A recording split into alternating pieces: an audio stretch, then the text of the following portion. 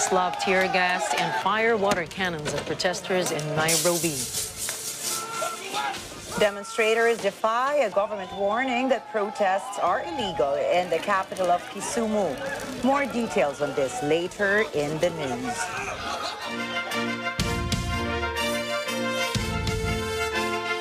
Good evening. I am Ricky Mathay. And I am Nina Richie Alago Flores. This is Mata ng Agila International. Now for the headlines. International Criminal Court dismisses Philippines' appeal to suspend drug war probe. Marcos administration to overhaul pension program for military and uniformed personnel. Nashville shooting claims 7 lives. Former U.S. President Donald Trump claims prosecutors already dropped his case. And China rebuffs using debt traps with BRI nations.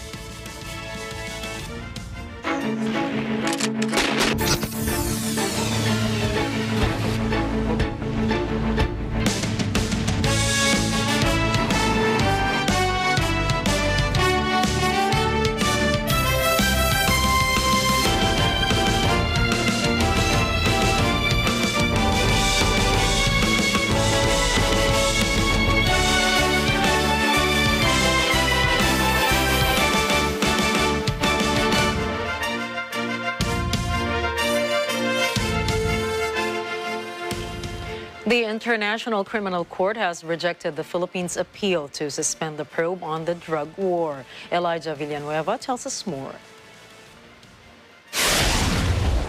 The Appeals Chamber of the International Criminal Court, or ICC, has dismissed the Philippines' appeal against the prosecutor's investigation into alleged killings related to the Duterte administration's war on drugs. The decision was made after the Office of the Solicitor General, or OSG, submitted an appeals brief on March 13, asking the court to overturn its decision to revive the investigation into the previous administration's anti-drugs campaign. Presiding Judge Mark Perry de Brichabal said the appeals chamber rejects the request of the Republic of the Philippines for suspensive effect of the aforementioned decision of Pre-Trial Chamber 1. In the appeals brief submitted by the OSG, it requested the suspension of the investigation while the appeal was being conducted, as well as the ICC's authorization to investigate and determine that the prosecution was not allowed to conduct an investigation. In handing down the decision, the appeals chamber reviewed the Philippine government's notice of appeal, the prosecutor's response to the notice, and the appeals brief submitted by the country. The chamber stated that the government failed to explain the lack of jurisdiction of the court or provide an explanation of the implications and scope of the investigation. The chamber also emphasized that the government could continue its local investigation even as the ICC's investigation into the issue continues. The Philippines maintains that the ICC has no jurisdiction to conduct an investigation and that the court's investigation is an intrusion on the country's sovereignty. Elijah Villanueva for Mata ng Agila International.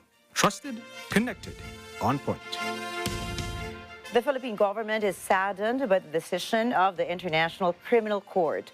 The ICC Appeals Chamber rejected the request of the Philippines to suspend the investigation on the war on drugs under the Duterte administration. In a statement sent to reporters, Solicitor General Menardo Guevara says the ruling will have serious and far-reaching consequences for the country. Guevara noted the ruling placed the Philippines in the same class of rogue nations where the rule of law is not respected. The government has asked the appeals chamber to suspend the investigation until the issues of jurisdiction and admissibility of the Philippine situation have been resolved to satisfaction. Guevara added that the ruling is an indictment against the entire legal and judicial system, and it encroaches on the sovereignty of the Philippines as an independent and law-abiding nation. The Solicitor General added that the action tends to humiliate the country in the eyes of the international community. Moreover, he added that this affront is irreversible and incorrectible even if the country eventually wins on the merits of the appeal. For these reasons, Guevara emphasized the Philippines is not legally and morally bound to cooperate with the ICC. In other news, President Ferdinand Marcos Jr. has a plan to reform the pension system of the military and uniformed personnel. John Agila files this report.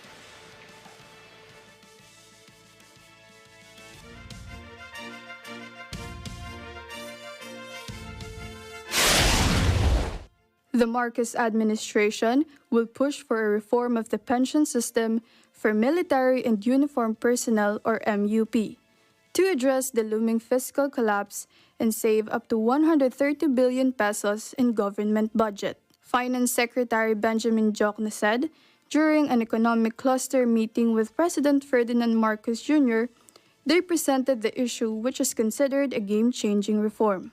Jokno admitted that the previous administrations avoided the complicated issue of MUP pension reform, which he referred to as the elephant in the room. The previous administrations attempted to reduce the pension of retired military and uniformed personnel. Jokno warned that without the implementation of the reform, there would be a fiscal collapse. Under the reform, active military and uniformed personnel will be required to contribute to the pension system, just like the Social Security system and government service insurance system contributions of new recruits. Jokno added that if the military pension system is reformed, the government could save 120 to 130 billion pesos annually. Retired soldiers and uniformed personnel receive 40,000 pesos pension compared to 4,500 pesos received by SSS pensioners and over 13,000 pesos by retired government employees under GSIS. Jokno expressed confidence that the Marcos administration's move would not cause new demoralization among the military and police. The reform covers pensioners from the Armed Forces of the Philippines, Philippine National Police, Bureau of Jail Management and Penology, Bureau of Fire Protection, Philippine Coast Guard, Bureau of Corrections, and Philippine Safety College. Jokno also trusts that lawmakers will support the MUP pension system reform, especially since the majority of Congress members are allies of President Marcos. John Agila for Mata ng Agila International. Trusted, connected, on point. The House Ethics Committee is willing to discuss the appeal of Pamplona Mayor Janice Degamo, the widow of the late Negros Oriental Governor Roel Degamo. She wants the expulsion or removal of suspended Negros Oriental Congressman Arnie Teves from the House of Representatives. Ethics Committee Vice Chairperson and Nueva Ecija Congresswoman Ria Vergara says that even though Congress is on recess, they can still discuss Mayor Degamo's appeal. Vergara says it is the decision of the Ethics Committee Chairperson, Congressman Felimon Espares, when to hear the request to remove Teves as a member of the 19th Congress. Congress is on recess from March 24 to May 7, 2023, but the leadership has allowed regular standing committee hearings to take place. In the killing of Negros Oriental Governor Roel Degamo and 8 others, the Department of Justice, or DOJ, panel of prosecutors has recommended the filing of murder charges against 6 suspects. DOJ spokesperson Nico Clavano says that the prosecutors recommended the filing of 9 counts of murder based on the inquest resolution. In addition, the 6 suspects will also face 13 counts of frustrated murder and 3 counts of attempted murder. 5 of the suspects are former soldiers. 1 is a caretaker in a safe house who had previously surrendered to the military. According to Clavano, the National Bureau of Investigation National Capital Region, or NBI-NCR, has been directed to continue investigating the statements of the suspects on their handlers and recruiters. The case against the 6 will be consolidated with a murder case previously filed against 4 suspects who were apprehended in hot pursuit operations. As part of the initiative of the Metropolitan Manila Development Authority, or MMDA, motorcycle lanes have been carved out on an important thoroughfare, Commonwealth Avenue. To tell us more, here's Prince Limonero.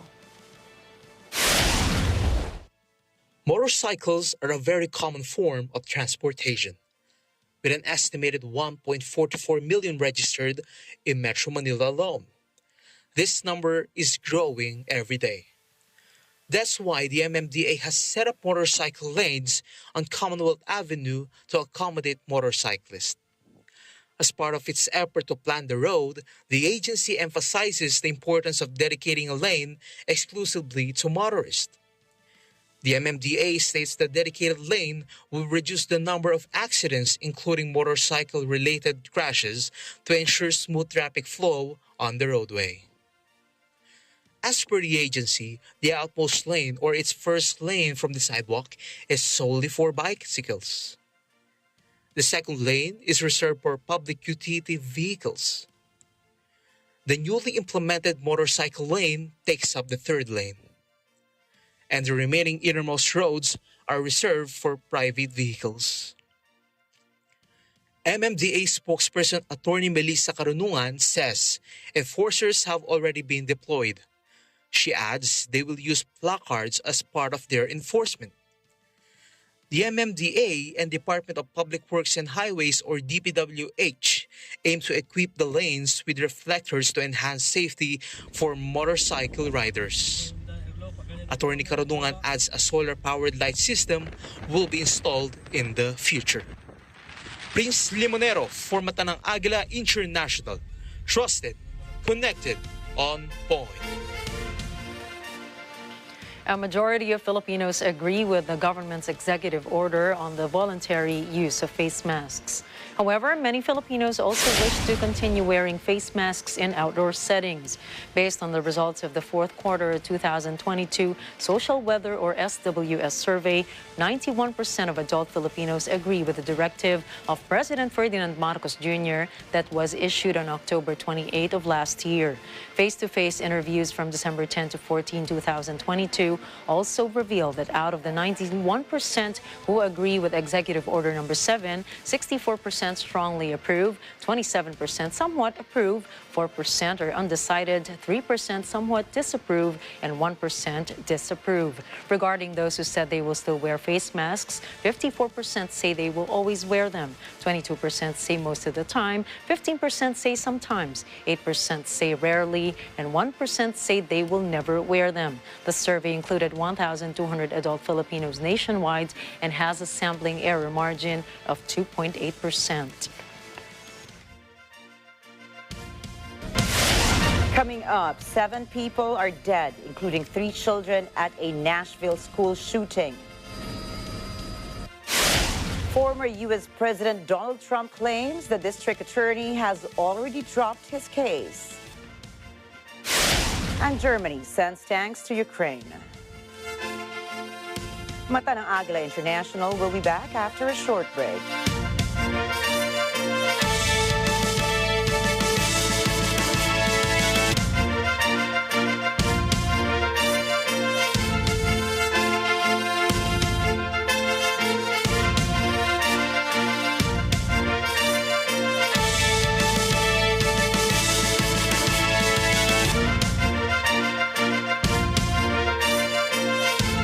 This portion.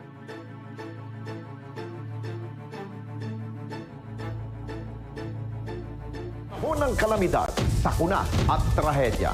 Maraming grupo at individual na lumalabas para tumulong sa kapwa. Kaya kung kayo po ay may kilala, nakakaiba at natatangi ang ginagawang pagresponde sa lipunan, mag-text sa 0915-415-1035 o mag-email sa responde@net25.com. Pwede rin kayo magpadala na mensahe sa ating pong Facebook page at Net25TV. Panahon na para kilalanin natin ang ating mga certified e-responder. Sabado, alas 6 hanggang alas 7 ng gabi. Dito lamang sa Net25.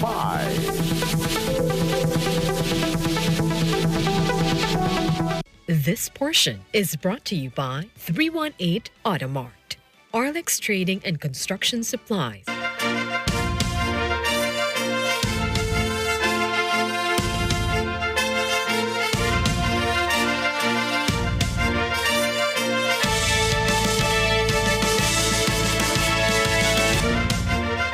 Welcome back to Mata ng Agila International. In the U.S., a gunman killed 3 children and 3 adults Monday at a private school in Nashville, Tennessee.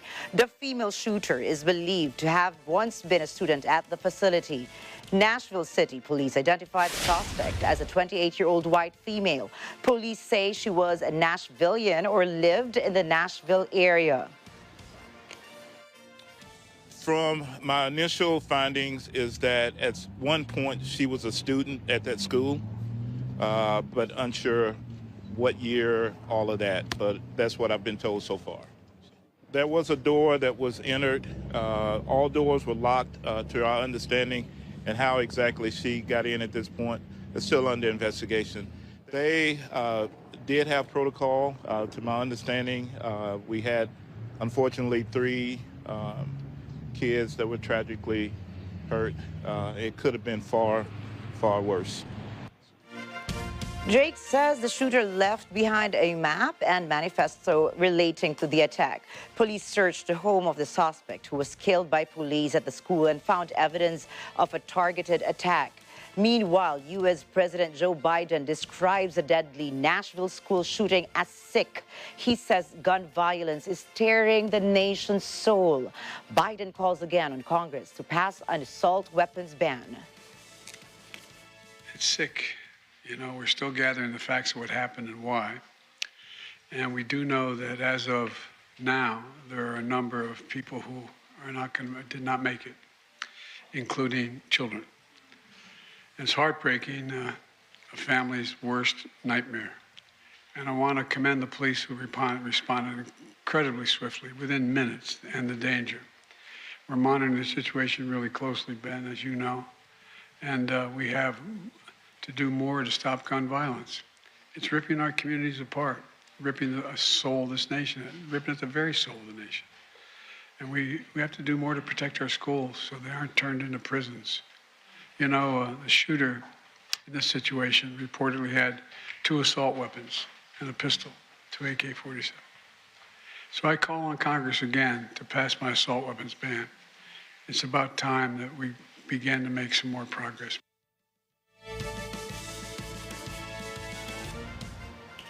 A new poll reveals that 3 in 4 U.S. adults believe Donald Trump has done something either illegal or unethical. A majority of Americans think the investigations on Donald Trump are fair, while 41% view the probes to be a witch hunt. The former U.S. president is engulfed in multiple investigations. These include probes into hush money cover-up, election interference, handlings of classified documents, and involvement in the January 6th Capitol riot. The survey of 1,327 adults was conducted from March 20 to 23. Former U.S. President Donald Trump claims New York prosecutors have already dropped a case against him. Speaking to reporters, he says the office of District Attorney Alvin Bragg is no longer investigating his alleged hush money payment. He also accuses Bragg of prosecutorial misconduct for investigating him. Aside from the Manhattan probe, Trump faces criminal charges by the U.S. Department of Justice. This for attempts to block President Joe Biden from being certified as the winner of the 2020 presidential election. He is also under investigation for retaining classified government records at his Florida residence.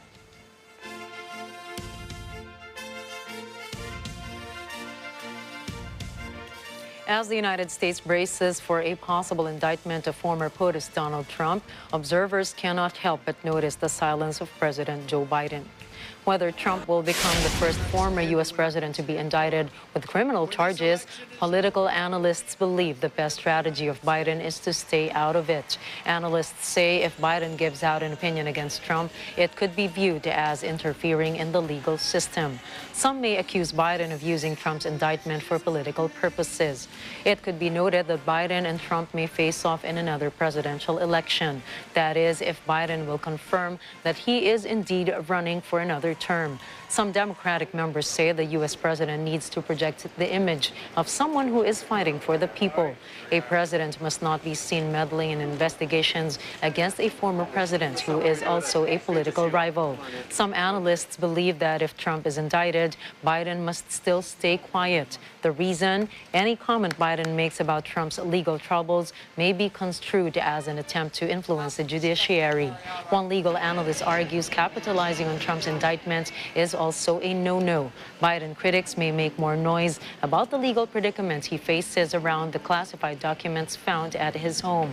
A Trump indictment will present serious problems for the next government. But political analysts insist the most important thing Biden can do is keep being the U.S. president. Amnesty International says global ire over Russia's conflict with Ukraine exposes the West's double standards towards worldwide human rights abuses. In its annual World Report for 2022, Amnesty claims the West is silent on Saudi Arabia's rights record and repression in Egypt. Amnesty adds the West also refuses to confront Israel's system of apartheid against Palestinians. En négligeant les autres crises, on amoindrit la valeur de ce qui a été fait en Ukraine. Et on rend le dénouement beaucoup plus difficile. Qu'est-ce que devrait être le dénouement? Le dénouement, ça devrait être un engagement universel pour des valeurs et pour un état de droit qui s'applique partout à tout le monde. C'est ça que la coalition dit rechercher. Mais quand cette coalition n'applique pas cette règle aux autres crises, elle rend ce dénouement beaucoup plus difficile. C'est pour ça que nous demandons aux États d'arrêter ces doubles standards, que ce soit les États occidentaux d'ailleurs ou d'autres États comme la Chine. U.S. President Joe Biden has warned Iran that Washington will act forcefully to protect Americans. This after the U.S. military carried out airstrikes against Iran-backed forces in retaliation for an attack in Syria. The U.S. military says they have been attacked by Iranian-backed groups about 78 times since the beginning of 2021. Biden also clarified his statement, saying the United States does not see conflict with Iran, but he insisted that Iran should make no mistake. Attempts to revive a 2015 nuclear deal between the United States and Iran also stalled. News sources say most countries believe Iran supplied Russia with drones against its conflict with Ukraine.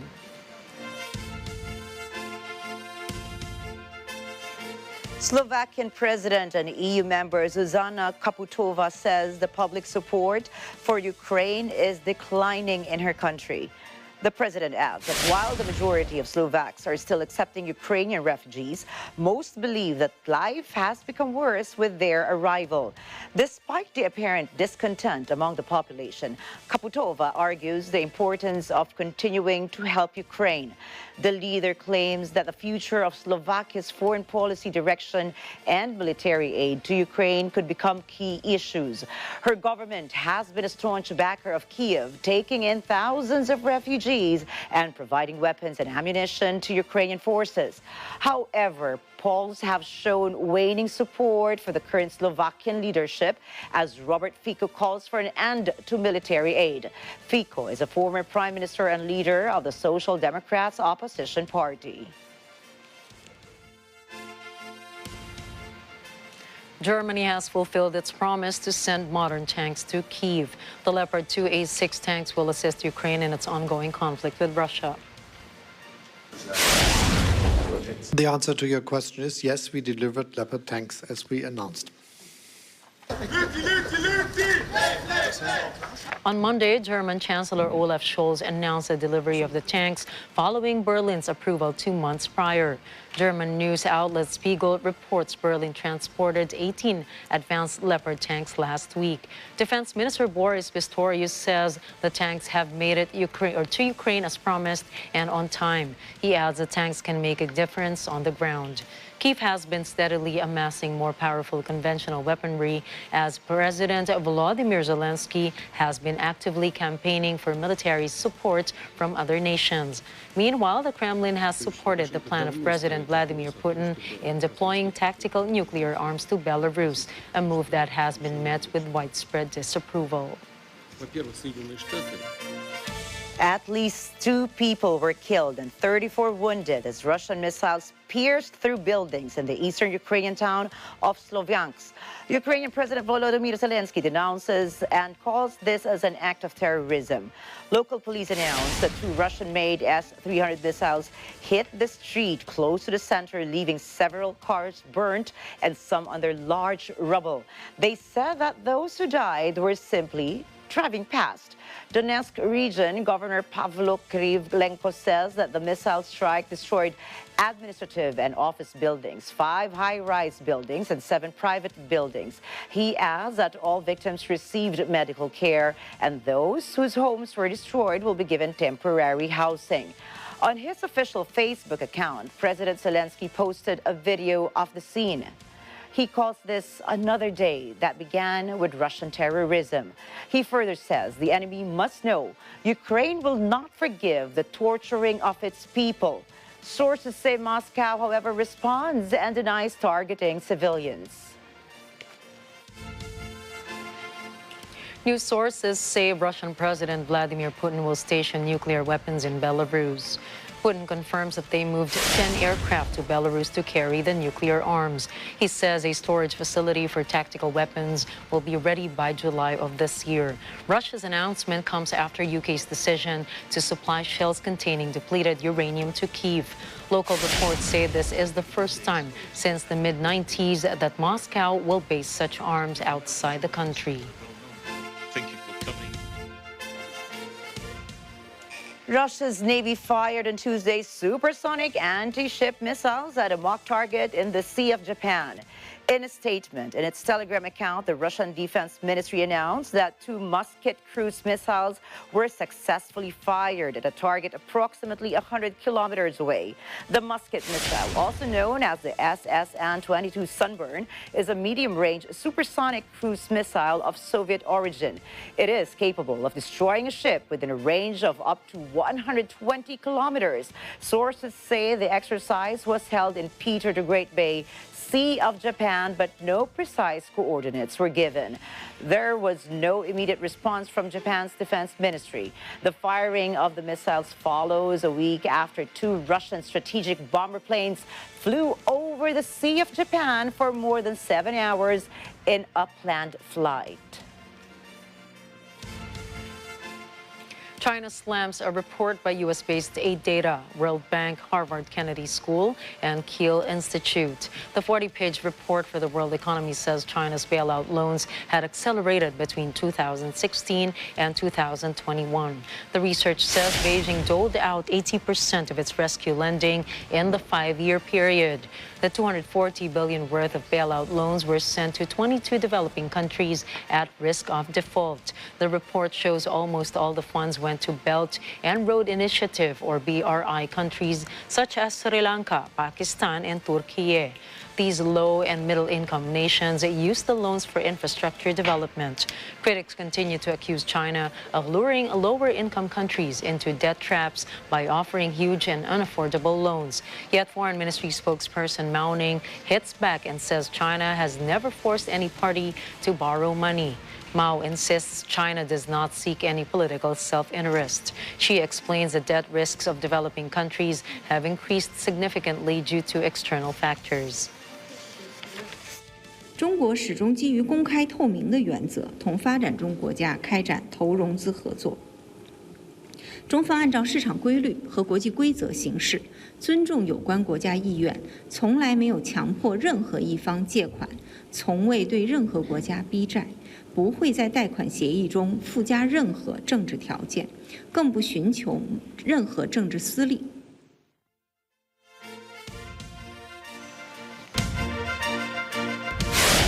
Up next, 6 people die in suicide bombing attack in Afghanistan. Guard at Albanian TV station dies in drive-by shooting.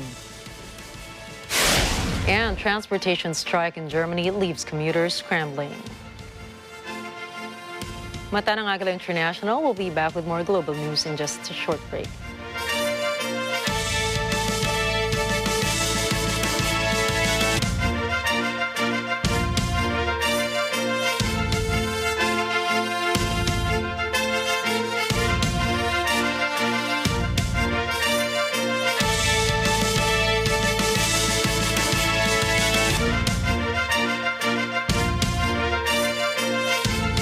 This portion is brought to you by Robic Builders, Quezon City Motor Vehicle Inspection Center.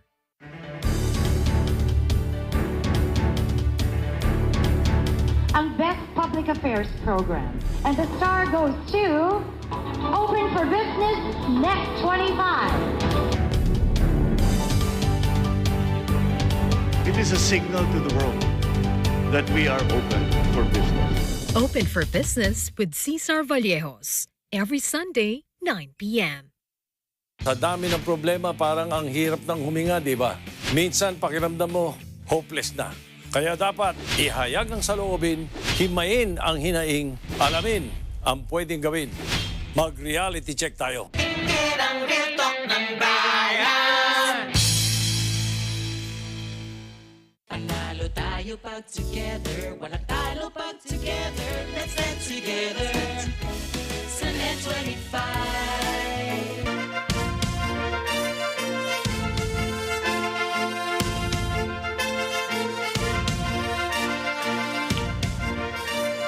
At least 6 people are dead after a suicide bomber struck Monday in Kabul, Afghanistan. The blast happened near the country's foreign ministry.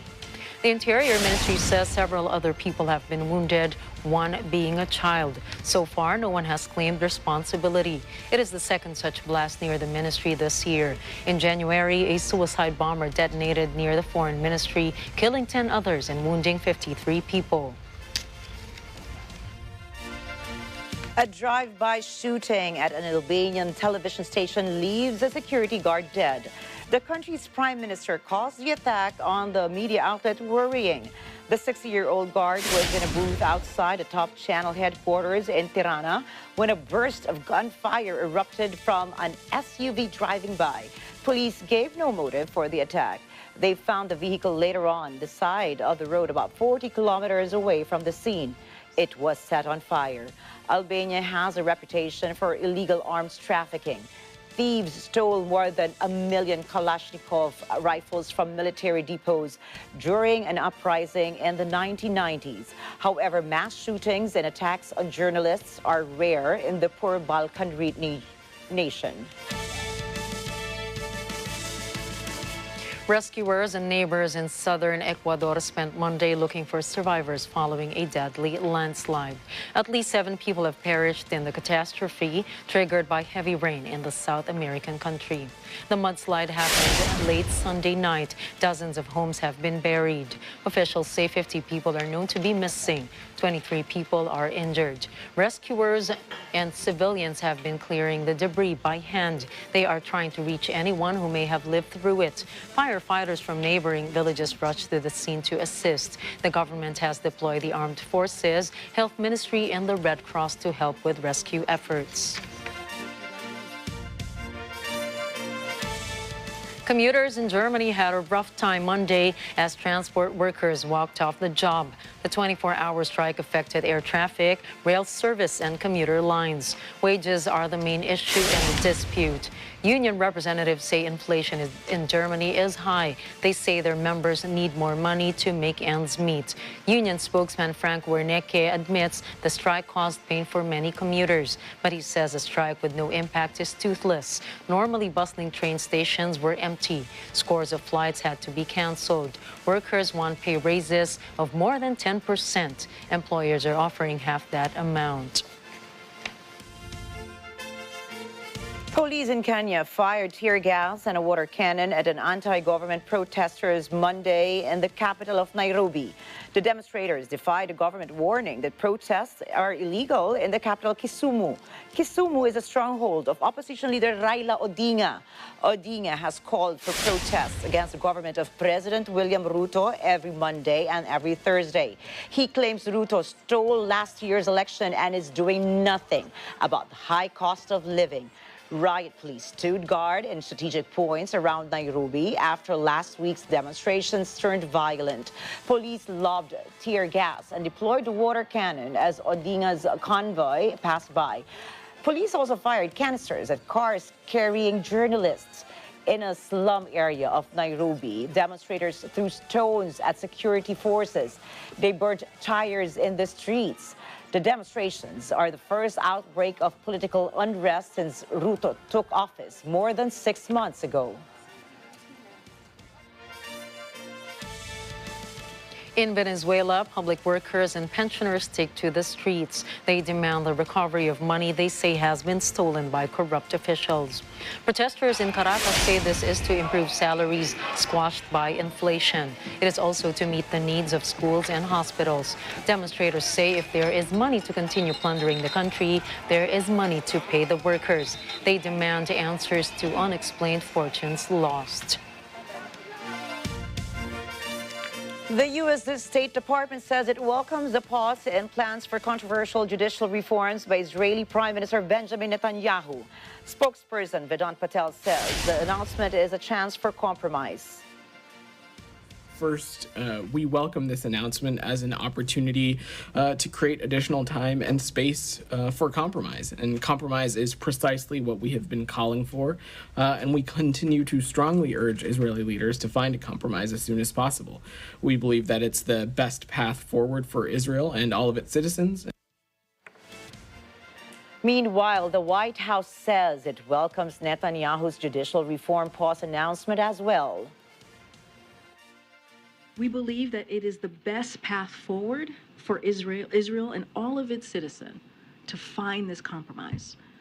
Democratic societies are strengthened by checks and balances, and fundamental changes to a democratic system should be pursued with the broadest possible base of popular support. And so that's what we're going to continue to call for. U.S. Vice President Kamala Harris meets with Ghana President Nana Akufo-Addo. Harris brings an aid package to shore up security, economic and development cooperation as part of a three-nation African tour. The trip to Ghana, Tanzania, and Zambia until April 2 follows a December summit hosted by President Joe Biden in Washington with leaders from Africa. Akufo-Addo and Harris say the visit will strengthen ties and opportunities with historic partner Ghana. President Biden and I have made clear that the United States is strengthening our partnerships across the continent of Africa. And we are guided not by what we can do for Africa, but what we can do with Africa and our African partners on this continent. I'm happy to state that this afternoon's meeting has further boosted the steadfast cooperation between us. And Ghana will continue to collaborate with the United States of America at all levels. Hamza Yousaf has won as Scotland's new leader, the first with a minority ethnic background. Yousaf emerged victorious with 52% of the preferentially ranked votes of Scottish National Party, or SNP, members. He's set to be sworn in as First Minister on Wednesday and the first Muslim to lead a major UK party. The 37-year-old will also be Scotland's youngest leader, taking the helm months after Rishi Sunak became the youngest UK Prime Minister. Yousaf vowed to continue pursuing the SNP's central policy, which Sturgeon has championed since the party lost a 2014 referendum on the issue. More Rohingya refugees arrived on the shores of Indonesia's westernmost province. At least 184 people, including many women and children, landed Monday. They had been dropped at sea and made to swim to shore. They landed before dawn in Aceh province, and one of the passengers says the boat's captain told them that they had to swim to shore. The passenger says after everyone was off the vessel, the ship immediately left. A United Nations refugee agency is still gathering information on the new arrivals. A local official says some of the refugees looked weak. They appeared to have not eaten for days. At least 5 have been taken to hospital, others given food and shelter.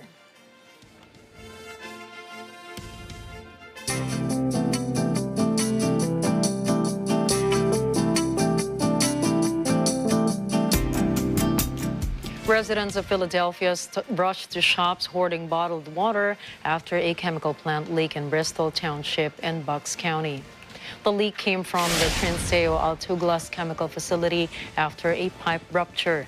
The facility spilled about 12,000 gallons of water-soluble polymer used to produce latex into the Delaware River. Sources say the fear caused long queues at shop entrances. Authorities warned residents to refrain from drinking tap water, but later reversed the decision.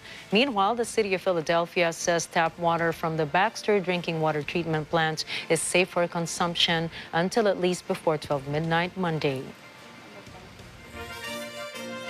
Strong winds are hampering efforts by firefighters in Spain to bring the country's first major fire of the season under control. Some 700 firefighters are on the front lines trying to control the flames. The fire broke out Thursday afternoon. In less than a week, it has chewed through 3,800 hectares of forest. About 1,500 people have been evacuated. 14 firefighters have been treated for minor injuries. As well as the winds fanning the flames, firefighters are coping with 30 degrees Celsius temperatures. Ground efforts are being aided with 23 planes and helicopters bombing the inferno with water. Spanish Prime Minister Pedro Sanchez says the fire proves that a climate emergency does exist. Officials say Spain's wildfire season now runs from spring to autumn rather than just during summer. Last year, nearly 500 blazes destroyed more than 300,000 hectares. Coming right up, Elon Musk says Twitter is worth less than half of what he paid for. The Philippines wins 2023 International Ice Hockey Championship. And man on wire Philippe Petit still risks it all at age 73. Catch more news when Mata ng Agila International returns.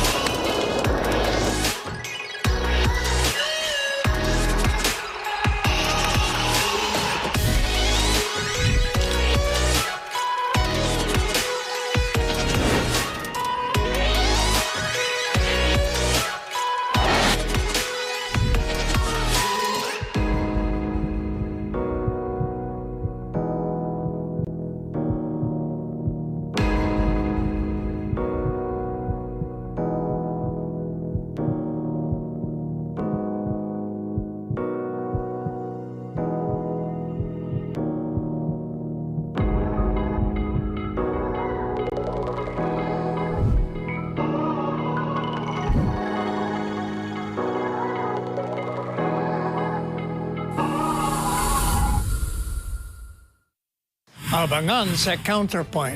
First and exclusive interview with former Department of Health Secretary Francisco Duque III.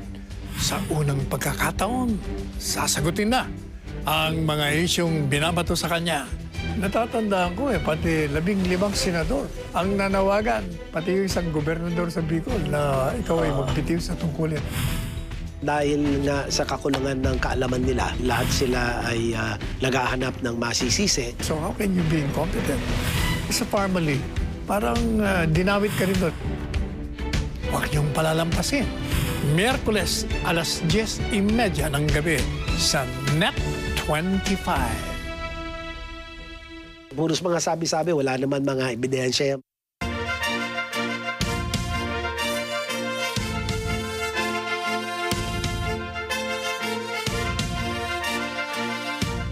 Welcome back to Mata ng Agila International.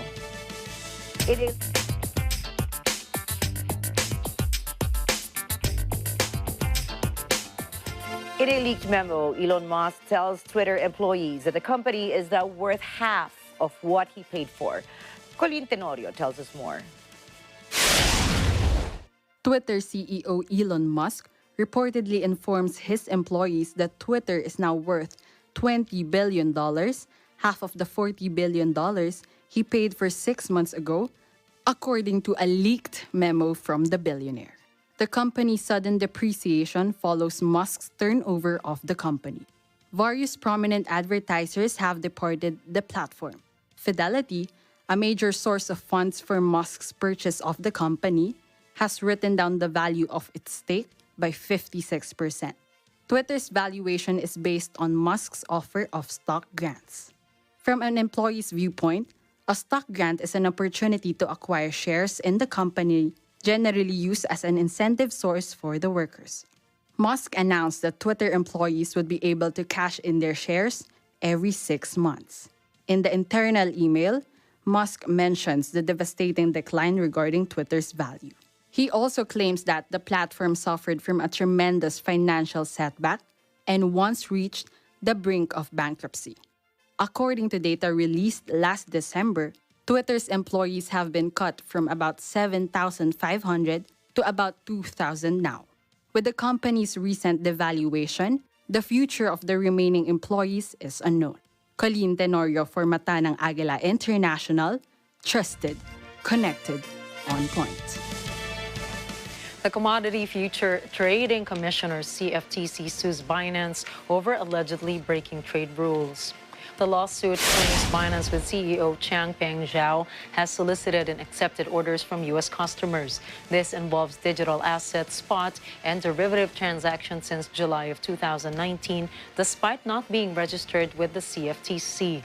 Binance also violated U.S. law by instructing its customers to use virtual private networks to avoid compliance control. CFTC Chairman Rostin Benham says Binance knew they were violating CFTC rules, actively working to keep money flowing and avoid compliance.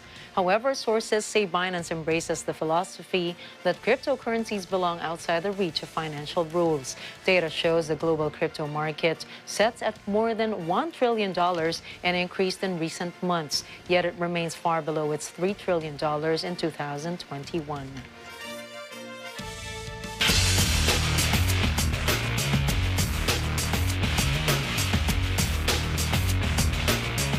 The Philippines wins the 2023 Ice Hockey World Championships Division 4.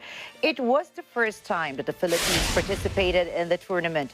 They opened their campaign with a 14-0 demolition of Indonesia before outlasting host Mongolia. They capped their campaign by sweeping Kuwait 14-0. By virtue of their triumph, the Philippines is now in Division 3B of the IIHF. Their feat was hailed by the Philippine Sports Commission and President Ferdinand Marcos Jr. On a Facebook post, the PSC congratulated Team Philippines for winning the gold and being undefeated in the tournament. While Ferdinand Marcos Jr., the president, tweeted his gratitude and acknowledged Team Philippines' skills and perseverance.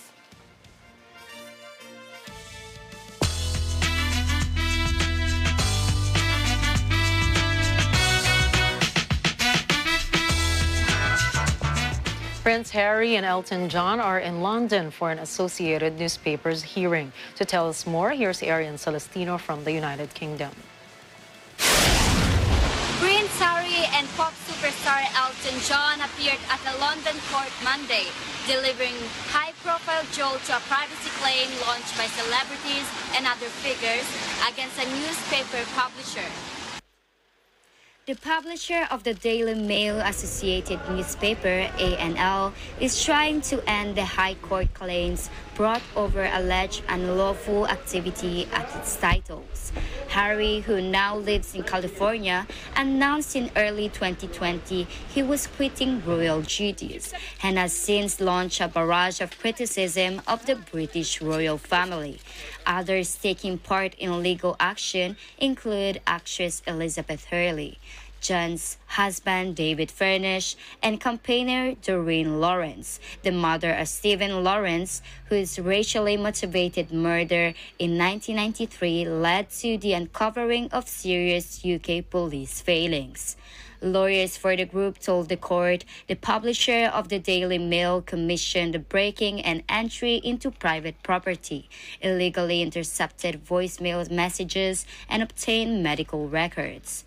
Lawyer David Sherborne said that some other accusations included using private investigators to commit these unlawful information gathering acts on their behalf, and even commissioning the breaking and entry into private property.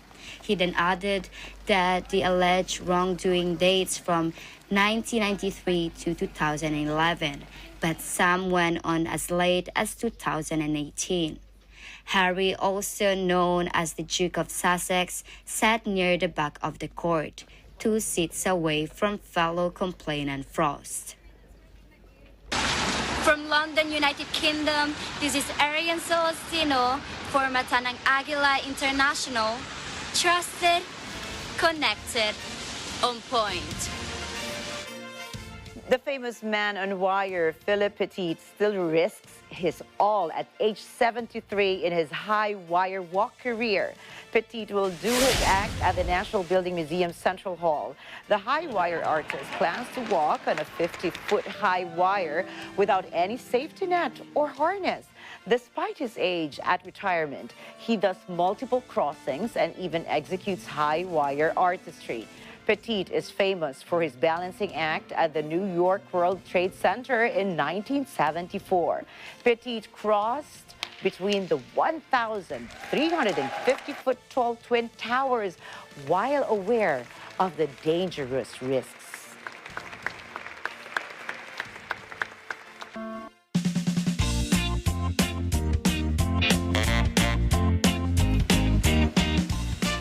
The Museum Lab Association in Tunisia inaugurates the House of Bread project in Kef. The Living Bread Museum was pioneered by 5 women bakers in charge of development. Julie Jean Tet says the project exhibits the intangible cultural heritage of women of Kef and Tunisia in general. Jean Tet says about 14 varieties of bread and dozens of different cakes were served by the project. In the northwestern region of Tunisia, Kef is known for its cereal farming.